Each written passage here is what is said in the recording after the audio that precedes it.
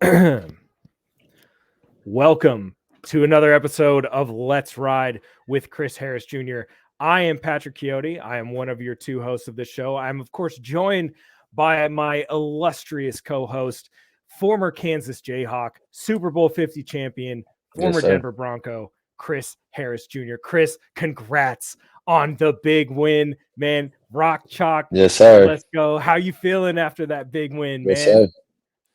Man, my voice is almost gone, man. So luckily, I had to get some hot tea this morning, get myself energized, because screaming so much at the game. And it was raining. It was, cold, man. So, but it was such a great game. And shout out to them Jayhawks, man, getting the upset. And shout out to the Broncos, man, pulling off an upset, seeing those Missouri side, because it's a lot of Chiefs fans that went to Missouri, and Kansas, we hate the Tigers, so it was great to see them upset. Chiefs getting beat by the Broncos, and Mahomes just taking a pounded, man. It was just a great weekend. Boy, it was certainly one of those games that reminded me of the 2015-2016 Broncos team. Just that defense has absolutely come alive. The streak is over. It's done. The Kansas City Chiefs will not beat the Denver Broncos 17 times in a row. 16, maybe. That's where it ends. But they will not beat them again this season. They got to wait till next year. Unless we see them in the playoffs, still a possibility. That would make for a good matchup. Yeah. But welcome to the show. We are going to recap the Broncos and Chiefs game. We're going to talk about winners, losers, and we're going to cover the NFL trade deadline because today, Chris, it's Halloween. It's time for the spooks to come out. It's time for the ghouls to come out. And man, the trade deadline had a lot of scares and a lot of screams, especially in the NFC West. We'll get to it. But first, a message from our sponsors.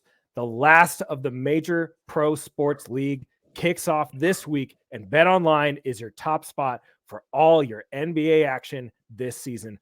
With the World Series, NFL, and college football and NHL in full swing, BetOnline is your number one source for wagering news, odds, trends, and predictions. Get everything NBA at your fingertips with both desktop and mobile access for every sport anytime. Head to the BetOnline today to get in on the action. Don't forget to use promo code Bleav, that's BLEAV, to receive your 50% welcome bonus for your first deposit. Bet online, where the game starts. And Chris, we are going to start with this Broncos win. The streak is over. Broncos win 24-9. This was not only, this game was full of firsts. It really was. The whole leading up to it was Patrick Mahomes is sick. He has the flu. Are we going to get a Jordan game? That was kind of the conversation going into the game. But, man, the Broncos defense came ready to play. They handed Patrick Mahomes his first division road loss in his career. They handed him his first loss to the Broncos in his career. And this was the first time he hasn't thrown a touchdown in a game, I think, in his entire career as well. So this was a historic game for the Denver Bronco defense, and I don't think it's being talked about enough. The turnaround of this defense, going from giving up 70 points in a game to holding the Chiefs to no touchdowns in the same season, unheard of. What did you see from the Denver Broncos defense on Sunday that just transformed the trajectory of this season? Yeah. Man, maybe we got to start really investigating, how good Baron Browning is, right? Maybe his impact is just bigger than what we expected, right? Because seeing us getting that pressure, Mahomes is, felt uncomfortable. I felt like VJ had some great designs, right? You got to give Coach VJ some credit because he was showing pressures, dropping us back in some zone coverages, showing different looks, showing zone, and bringing the outside linebackers, bringing the will linebacker. So, I mean, it was a great total team effort, being able to have the secondary playing solid, being able to Yeah. pick off Mahomes. I think, did we get him twice? Yeah, we got him Justin got 2 one, and then times. McMillan got one. So being able to shut him down, and that's what you got to do. We shouldn't respect the Chiefs receivers. There's no Tyreek Hills out there, Right. right? There's nobody that scares you anymore on the Chiefs receivers. Kelsey might Outside not of even scare a Kelsey. lot of guys anymore, Yeah. right? He shouldn't scare you. If you have a Justin Simmons, right? Travis Kelsey shouldn't scare you, Yeah. right? So Yeah. I don't think we fear anybody on their offense anymore. So I think we should be dominant versus the Chiefs on the defensive side. Yeah, I mean, I remember a couple of years ago when Vic was the head coach, and they had a great game. I mean, really a solid game against Patrick Mahomes. Granted, they didn't get the win, but they kind of made him look human because at the time he was just rolling through teams, and Vic's defense kind of the phrase was Vic Fangio laid out the blueprint on how to beat Patrick Mahomes, Yeah. and that was the whole thing going into the Super Bowl as well. Was Tampa Bay is going to kind of use a similar game plan to what the Broncos used against the Kansas City Chiefs, and we saw it work. And now it almost feels like Vance Joseph kind of put out his own blueprint on how to beat the Kansas City Chiefs. You play good, solid defense against these wide receivers. I mean, shout out to Fabian Moreau, man. He had a fantastic game. Yeah. Josie Jewell had a fantastic game. He was a guy that a lot of people thought was going to get moved at the trade deadline today. We'll talk about that in a little bit, but he had himself a great game. Jaquan McMillan, shout out to him as well. Fantastic game. Yeah. Gets his first interception. Justin Simmons comes away with another pick against Patrick Mahomes. What's new? This was a total team effort, Chris, from start to finish. The offense, though, it's becoming a bit of a concern because even though they did a good job limiting the turnovers, Russ still took way too many sacks. And one of those sacks was very detrimental, the strip sack. And then, I mean, you had him just missing receivers. You had him holding on to the ball too long. And the offense really relied heavily on the run, which is fantastic. But you need that full balance. And I feel like if they even get up to 75% of what they could be doing, this is a completely different ball game. We're talking about a much bigger score than just 24. But, man, what a game. I want to talk about special teams, though, because this turned out to be a huge special teams game for both sides. Yeah. Kansas City has the blocked field goal.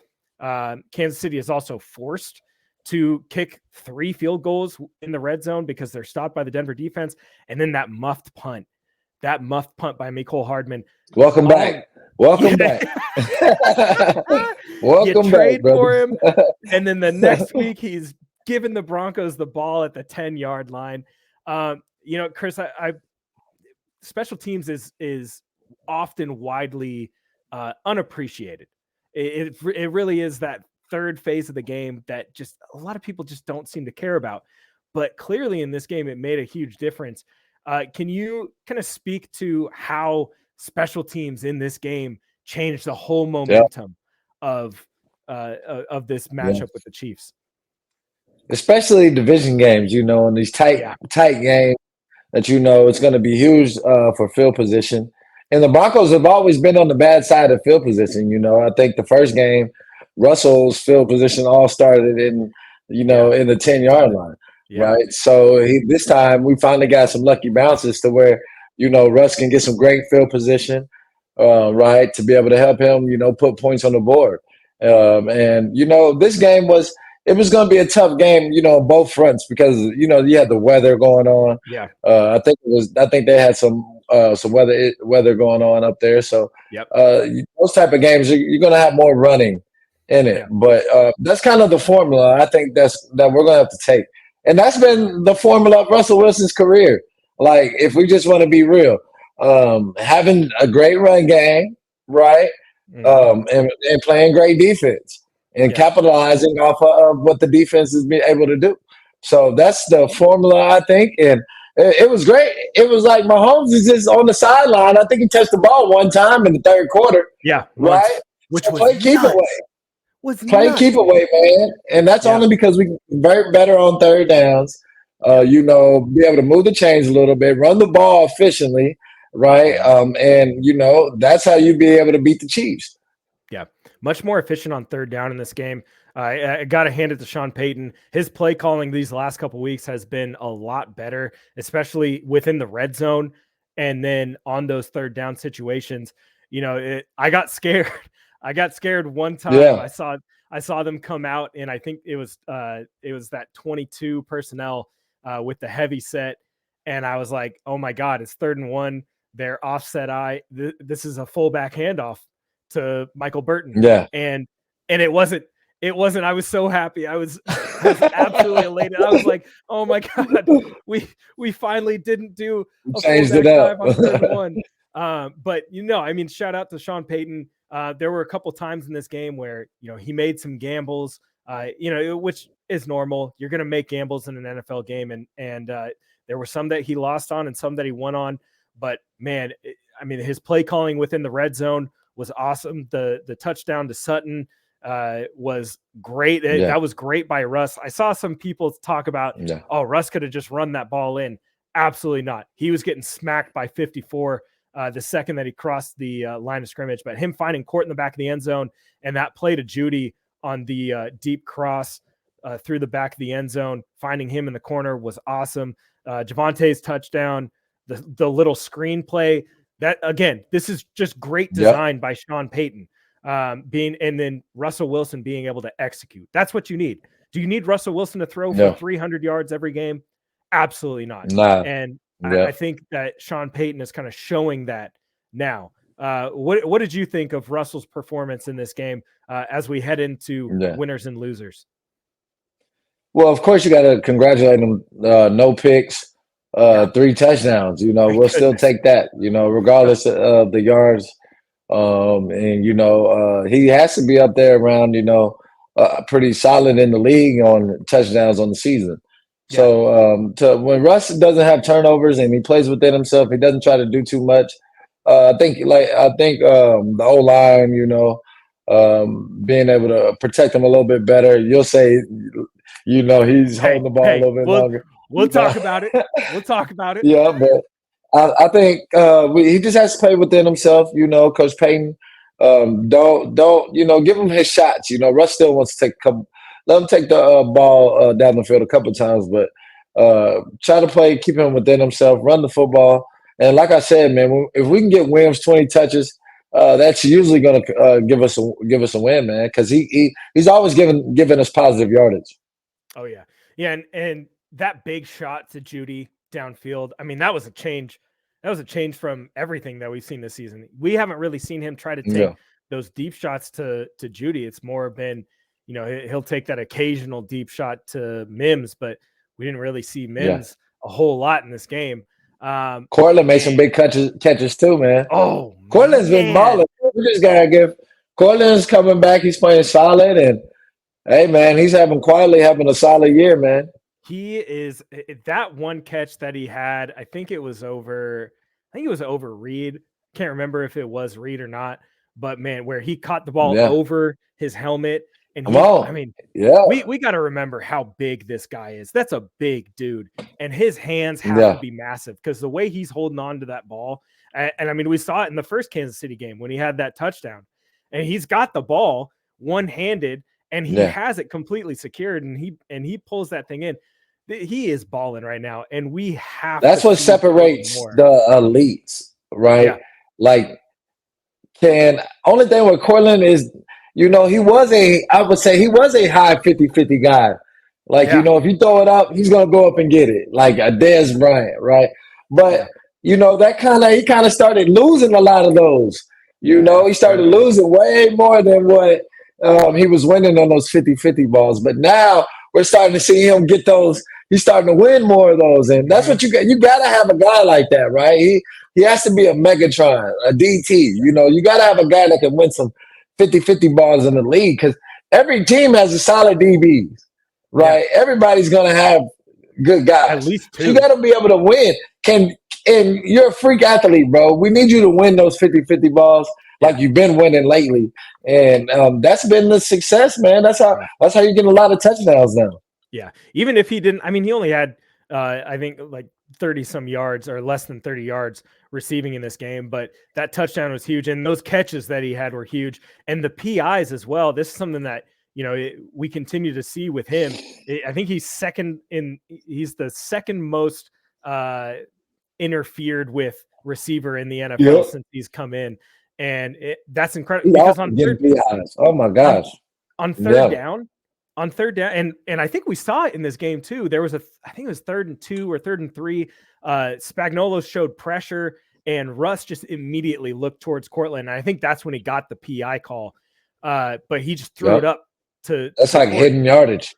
Exactly. So it's like as the more that Russ trusts Cortland Sutton, and the more that he is able to see him as that weapon, the better this offense is going to be. And Chris, that's going to segue us into before we get into winners and losers of this game. Well, actually, no. Let's go over winners and losers of this game, because we'll save the trade deadline talk for after this. Chris, our first winner of this game is a guy playing in his second game of the season, and it's against the Kansas City Chiefs at home, snow game, streak on the line. Baron Browning. I almost swore so loud because I cannot talk enough about this guy. He had himself a Von Miller-esque game. The way that he was creating pressure, the way that he was getting his jumps off, the sack dance alone is enough for a Von comparison by itself. But I mean, huge plays, especially down the stretch. What did you see from Baron in his second game back? I mean, being able to get 2 sacks and get forced fumbles, off Mahomes. I don't think people realize how hard it is to get the ball off Mahomes in the pocket. So so to be able to get that forced fumble, that's huge. I think the Chiefs definitely felt him. And tackles don't really know how to block this guy yet. They don't know if he's fast. They don't know if how strong he is. They're kind of questioning themselves on this guy right now. So if I'm him, I'm trying to throw something new every week so they can't get a jump on me. And I think he's definitely showing that he's been that missing piece that we needed, to set this defense to the next level. Absolutely. And I think with Randy Gregory, early on in the season, and then also with Frank Clark, you bring in Frank Clark because he's a veteran. His postseason resume is very good, but just didn't feel like he fit with the locker room. And then Randy Gregory, last year had a good start and then gets hurt. And then he tries to come in this year and he's just not playing well. So they send him off, and now it's the youth movement. Now it's just Benito, Cooper, Barron coming back. Like, this is huge for them, and this was exactly what they needed. You need the explosiveness. You need that speed, and you're not getting that from Randy Gregory or Frank Clark right now. And Sean Payton likes to run that kind of 4-3 base. And I could see Frank Clark fitting that more. I could see Randy Gregory fitting that more. But with these young cats, man, they're playing so well. You just got to let them play, let them figure it out. And they're doing a lot of good things. Benito this season has been awesome. And they used Vance Joseph, used him in a lot of creative ways on Sunday too. Used him as a spy, brought him in on stunts. I had him set the edge on a couple plays. So this is a great way for them to kind of grow into the NFL and be able to make plays when it matters most.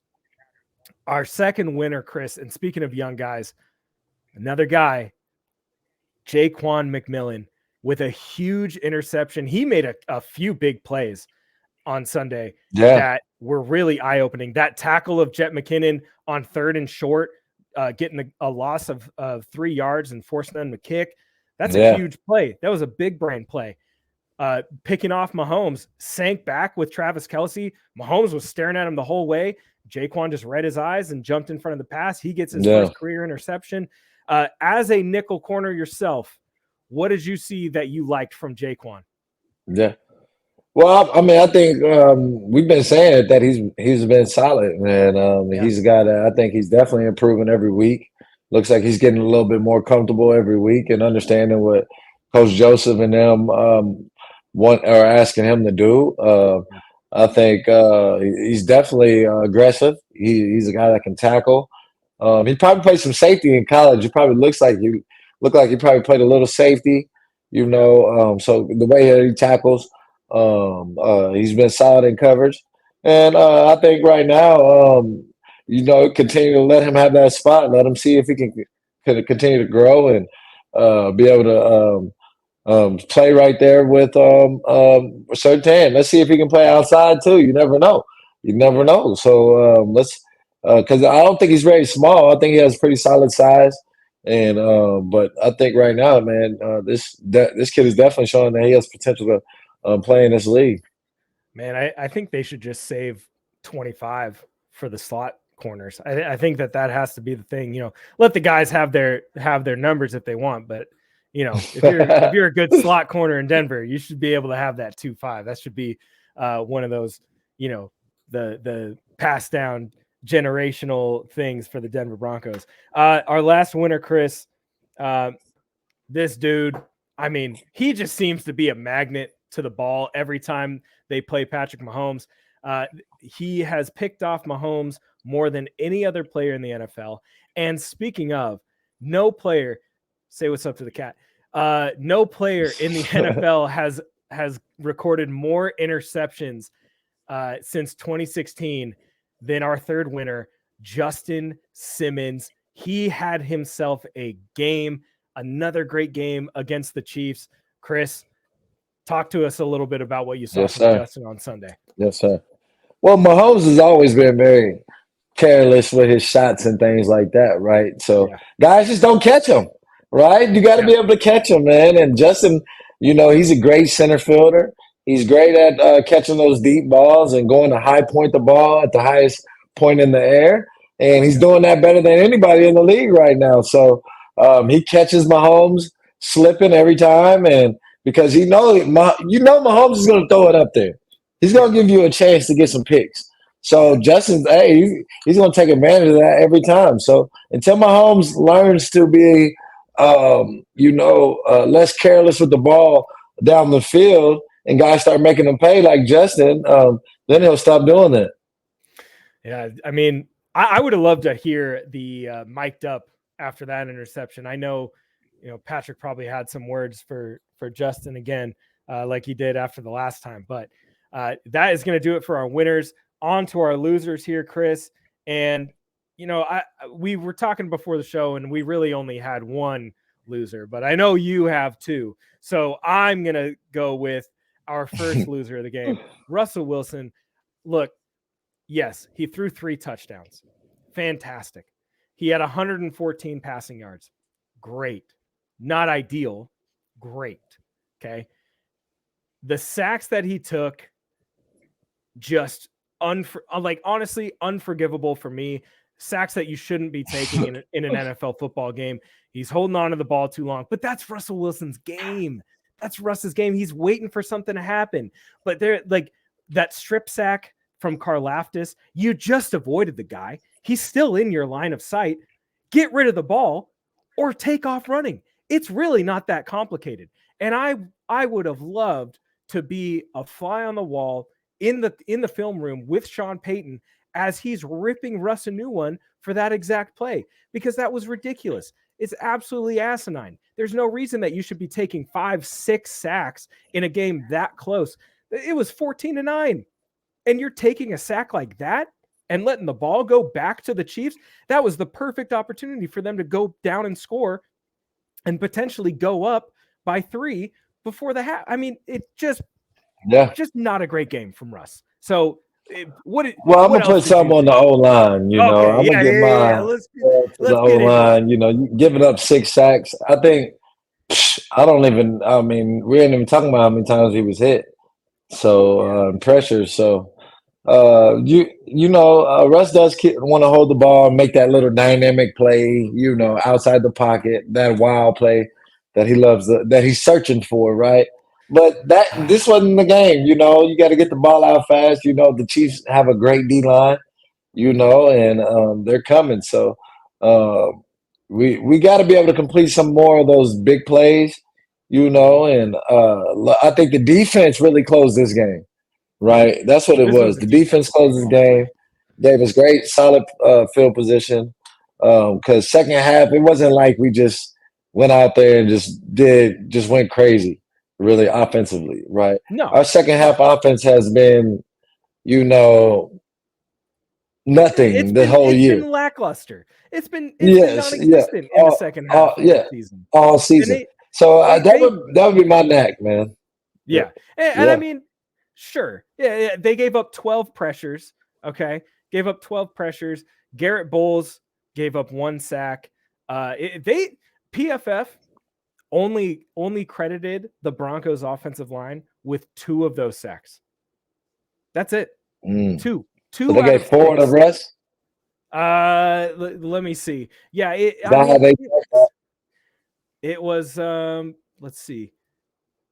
They're giving him those sacks. Those are on him. 6 sacks, and they credit 2 of them to the offensive line. So 4 of those sacks Mm. are on Russ. And I mean that's what I'm Ooh. talking about. You can't do Sorry, that sorry, against the Chiefs. O-line. Sorry, Yeah, O-line. yeah. You owe them a big apology.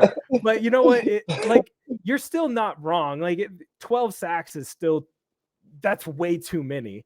Garrett Bowles gave up Yeah. 4. Mike McGlinchey gave up 3. But hey, what's new? Quinn Miners gave up 3, and Ben Powers gave up 2 pressures, which Ben Powers has been super consistent Going against after the Chris Washington Jones, game. But so yeah, yeah. exactly. And that's the The other thing best is D tackle in the league. Yeah, him and Chris AD. Jones had a good Yeah. game, but he did not Yeah. have a Chris Jones game He by didn't any wreck the stretch. game. He didn't wreck the No. game. Yeah. Mhm. Shout out to Lloyd Cushenberry though, because that dude has gotten so much better. He was the highest graded pass blocker on the Broncos offensive line, a grade of 84.0, 36 pass sets, 0 pressures, 0 hurries, 0 hits, 0 sacks. Kudos to Lloyd Cushenberry Yes, sir. and Zach Strief. But Chris, we only have a little bit of time left. So let's talk about today. It's Halloween, the trade deadline. Rumors were swirling. Is Jerry Jeudy going to be traded? Is Josie Jewell going to be traded? Because they just called up Ben Neiman from the practice squad. Is Alex Singleton on the move? Is Pat Surtain actually going to get traded? Guess what? None of them. None of them are gone. But I do have this for you, Chris, and I really hope that you enjoy this, because this is going to be fun for you. Look at that. The Broncos have not traded Jerry Jeudy, and that is the way that it should be. I think after the game that he had, and his trend going up after this game in the last couple games, I think that you don't move on from a guy like Jeudy. You try to see what you can do. You've still got next year. If you want to trade him next year, trade him next year. But if you're going into the season with that, They seen Judy in practice. oh Right. yeah, They see this guy, he's every killing them. day. He has to be killing them every day. So they're like, nah, we just can't, you can't give up. I'm telling you, what I say, you cannot give up weapons now. When we No. finally have them on offense, we got to be able to keep them. Right. We know we made a mistake with Russ, right? But we gotta ride with Russ now. That's just what it is now. So Yeah. we gotta live and die with him. So that's just it's good to be able to keep some of the pieces. I think on the defensive side, they're really. I don't think they had a lot of trade, No. market value. I think we kind of overhyped the trade deadline a little bit. Yeah. Probably Judy might have had some, probably had some looks. But other than that, I don't think it was probably too. They weren't getting too many calls. No, and there were teams this is per Mike Kliss out there in Denver, and per Benjamin Albright as well. Teams did call on Justin Simmons. The Eagles did call on Justin Simmons. Asking price was too high, so they pivoted to Kevin Byard. There were teams that did call on Josie Jewell. I feel like if they traded Jewell, that would have been detrimental to the locker room. would not have been good. They did have an offer for Jerry Jeudy. That did not turn into anything. Apparently, their asking price was too high. Too high. Outside of that, no one's moved. No one's gone. That's fine. There were some other names around the NFL that were moved. Chase Young and Montez Sweat, both of the pass rushers in Washington, they're shipped out. Sweat goes to Chicago for a second-round pick. Chase Young goes to San Francisco for a third-round pick. That was absolutely crazy. That's a fleece. And then the Packers traded Rasul Douglas. How many D-line does the damn 49ers need to have? Let's see. They got Bosa, come on now. Young, Gregory, and at least 4 other guys. I mean, that's a stacked line. Hargrave. I mean, Arms. Do they still have Armstead or any of those guys? Kinlaw, they have him. I'm trying to think. I just don't understand how many D-line is. How many guys do they have, man? They're cheating up front. I know. I would love to sit there. Leonard Williams goes to the Seahawks for a second. That's a good pickup. And a 5th-round pick, I Believe. That is a good pickup for Seattle. That's a good pickup. That would have been a good pick for us to be able to have Leonard Williams and Zach Allen up front. That would have put us to another level of defense. Yeah, man. Yeah. I wish we could have looked into that. You look at how Dexter Lawrence is playing alongside of Leonard Williams. They're balling out together, man. And then Ezra Cleveland. Ezra Cleveland is traded from Minnesota to Jacksonville, and then Joshua Dobbs goes from starting one game for the Arizona Cardinals to being benched by Jonathan Gannon to being traded to the Vikings. So Kirk Cousins done for the year, torn Achilles. They bring in Josh Dobbs. I thought they were going to go get Jameis Winston. Guess not. And Jalen Johnson, who did Jameis getting paid, man. Hey, I'll let Jameis take over for Derek Carr any day. I'll bring him in Denver next year. Bring him in. Get 1 year. He's gonna throw it. I'm telling you, he's gonna let it go. Hey, you know what? Yeah. We're gonna be eating. He deserves a shot. He deserves a shot somewhere. He deserves a shot to be able to play, give a chance to start somewhere. I think he could be starting for the Jets. It's a lot of teams. Oh yeah. Well, I honestly thought that when the Broncos were in the market for a backup quarterback, that Jameis was going to be one of those names that was thrown out there because he had statistically his best season with Sean Payton before the ACL tear. So it was like, it just looks like a match made in heaven. So maybe next year, maybe not. But the big one, Chris, Jalen Johnson, who requested a trade out of Chicago, he is not traded at all. He's staying in Chicago, and he's going to be a free agent at the end of the season. Do you think that would have been something the Broncos to kick a tire on? Because Chicago needs receivers. The Broncos need another cornerback across from Surtain. Seems like that would have been a good match. Yeah, I think the Broncos are looking at it as in a couple of years they're going to have to pay Surtain sooner or later. So, and Johnson's probably looking for a new deal, and so I think the Bears will probably tag him at the end of the year if they can't get a trade for him. See him as a tag candidate because he's going to get paid in the offseason. He's a solid corner. I think he already has a couple picks this season. So I wish we could have looked at Douglas, man. That would have been a guy that's already got he's already paid, he's already in a deal, and being able to match him up with Surtain and then McMillan, I mean, dang.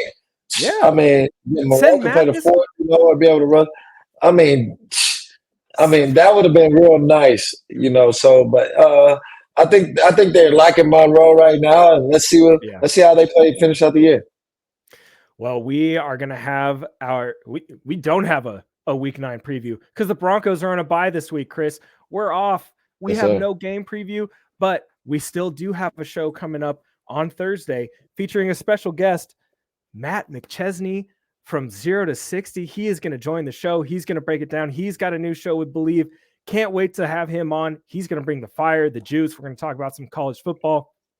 Maybe we'll talk about those Jayhawks, but going to be a great discussion. Can't wait to see him. Make sure that you're following us. Make sure that you're subscribed on whatever podcast platform you're listening to. Follow us on Twitter at Chris Harris Jr., at Patrick Coyote, at Bleav Network. Go subscribe to our YouTube channel. One more time, Chris, I'm just going to show this because I think it is so beautiful. I wonder how many comments you got.